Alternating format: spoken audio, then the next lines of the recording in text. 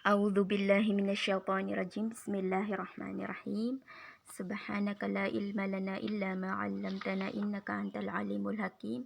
Amma ba'd. Assalamu alaikum warahmatullahi wabarakatuh to each and everyone, especially to Ma'am Farisha. So, my name is Kasmir Yukamto. I am the last reporter. My report is belong to the topic which is effective classroom managers.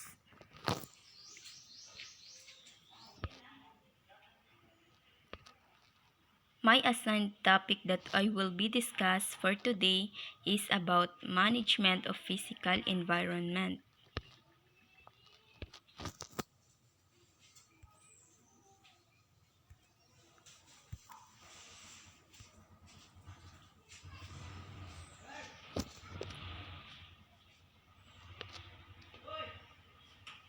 Managing the physical environment. Physical environment is one of the key factors to be considered to effective classroom management. Physical environment is one of the key factors to be considered to effective classroom management. So, ang physical environment, ito na yung pinakamasusing factor na maituturing na mabisang pamamahala sa loob ng silid-aralan. Savage and Savage 2010 argue that every activity is shaped by the physical environment. So, ibig sabihin, ayon sa pagtatalo ni Savage na ang bawat aktibidad ay hugis ng pisikal na kapaligiran. In addition, the classroom environment acts as a symbol to students and others regarding what teachers value in behavior and learning. Savage 1999, Winston 1992 as cited in Catherine Hoffman Cassier, ME 2014. At bilang karagdagan, ang kapaligiran sa silid-aralan ay gumaganap bilang isang simbolo sa mga mag-aaral at iba pang mga patungkol sa kung ano ang pinahahalagahan ng mga guro sa pag-uugali at pagkatuto.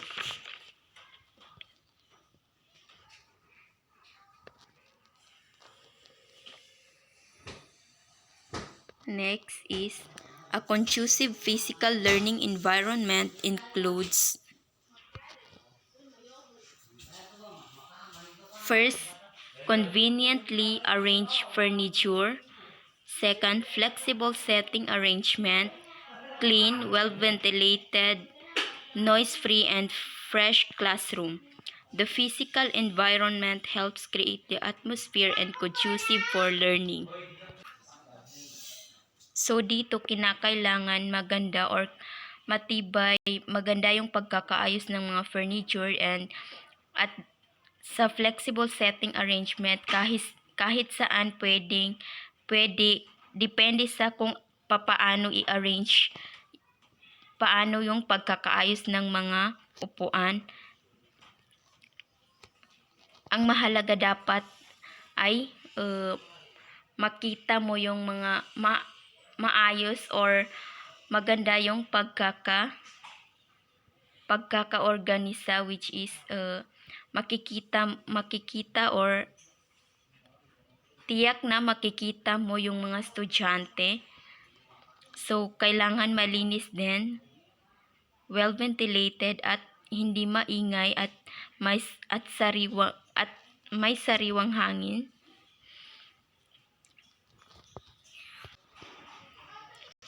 So, dito sa physical environment ay isa sa mga pangunahing kadahilanan na maituturing na mabisang pamamahala sa silid-aralan.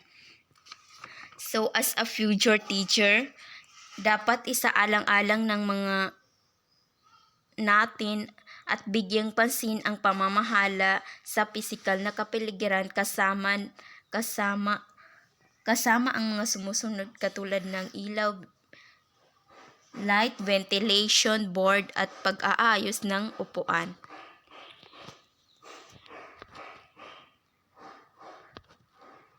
Management of time. Time management is the process of organizing and planning how much time you spend on specific activities. Invest some time in our comprehensive collection of time management articles to learn about managing your own time more efficiently and save yourself time in the future.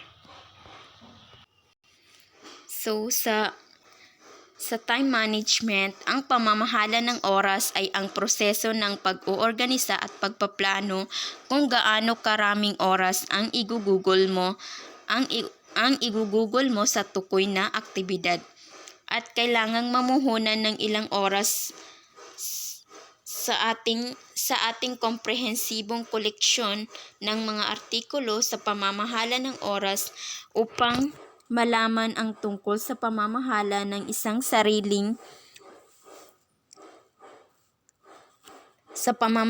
pamamahala ng ating sariling oras ng mas mahusay at makatipid ng oras sa iyong sarili sa hinaharap.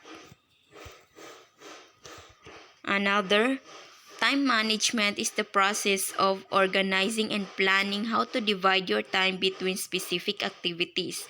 Good time management enables you to work smarter, no harder, so that you get more done in less time, even when time is tight and pressures are high. So, ang ibig sabihin nito, ang pamamahala ng oras ay ang proseso ng pag-uorganisa at pagpaplano kung paano natin hahatiin ang ating oras sa pagitan ng mga tiyak na aktibidad. Nagbibigay ito sa atin ng mahusay na pamamahala ng oras na magawa or na magtrabaho ng mas matalino or nagagamit natin ng wais ng walang mahirap upang makakuha ng higit kaysa mas kaunting oras. Kahit na nagigipit sa oras at nagkakaroon tayo ng mataas na presyon. Next. How to establish classroom routines. Establishing effective classroom routines early in the school year helps keep your classroom running smoothly and ensures that no time is wasted while students wonder what they should be doing during times of transitions. Classroom routines can be established for many activities, including entering the classroom in the morning, transitioning between activities, and preparing to leave the classroom. So, sa pagpapatayo ng epektibong mga gawain sa loob ng silid-aralan, ay dapat nating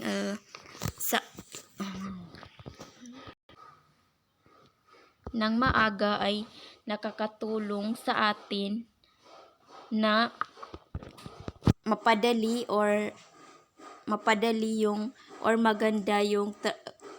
maganda yung takbo ng ating klase at magbibigay ito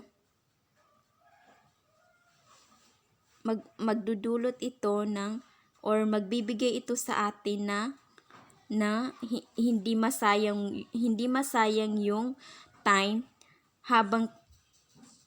time sa mga estudyante at magkakaroon ito ng maganda na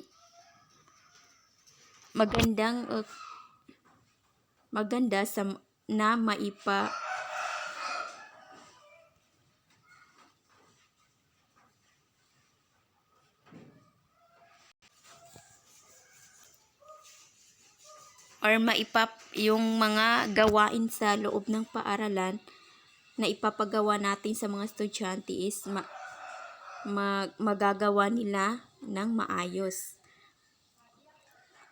Classroom routines can be established for many activities including entering the classroom in the morning, transitioning between activities, and preparing to leave the classroom. So, sa mga gawain sa loob ng silid-aralan ay yung pagpapagawa ng mga activities katulad ng pagpasok sa umaga sa classroom at yung mga ipapagawa natin sa mga estudyante at kung papaano natin i-prepare sa paano natin i-prepare yung sa paglabas sa paaralan, paglabas sa loob ng silid-aralan. Next, management of routines. Routines are the backbone of daily classroom life. They facilitate teaching and learning. Routines don't just make your life easier, they save valuable classroom time. And what's most important, efficient routines make it easier for students to learn and achieve more. At ang mga pangunahing pamamaraan para sa pagtataguyod ng mga solidong gawain matibay na gawain ay mananatiling pareho anuman ang nakagawiang pamamaraan na ituturo natin sa mga mag-aaral. Ang mga gawain ang sandalan ng pang-araw-araw na buhay sa silid-aralan. Pinapadali nila ang pagtuturo at pag-aaral. Ang mga gawain ay hindi lamang pinadadali ang iyong buhay. Nakakatipid din tayo ng mahalagang oras sa silid-aralan. Ang pinakamahalaga, mahusay na mga gawain ay ginagawang mas madali para sa mga mag-aaral na matuto at makamit ang higit pa. So, kailangan talaga nating gamitin yung oras ng mabuting pamamahala para ito ay maging valuable siya. Next, the basic procedures for establishing solid routines remains the same regardless of the routine procedure that you are teaching your students. First, number 1 is explain the routine to your class. Number 2, model your expectations. Number 3, have students practice the routine. Number 4, implement the routine in your day. Number 5, review your routine as necessary. So, ang mga pangunahing pamamaraan para sa pagtataguyod ng mga matibay na gawain ay mananatiling pareho anuman ang nakagawiang pamamaraan na itinuturo natin sa mga mag-aaral. Una, ipaliwanag ang mga gawain sa klase. Pangalawa, modelo ang iyong modelo ang ating mga inaasahan. Pangatlo, ipagawa sa mga mag-aaral ang gawain. Number 4, pang-apat, ipatupad ang gawain sa iyong araw. Dapat ipatupad ang mga gawain sa bawat araw. Number 5, suriin ang iyong gawain kung kinakailangan. Dapat nating suriin yung mga gawain.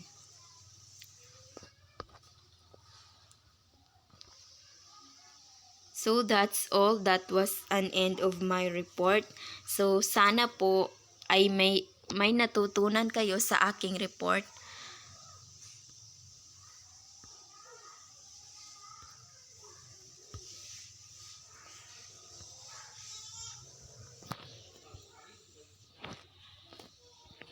So that's all. Thank you for watching and listening. Wassalam.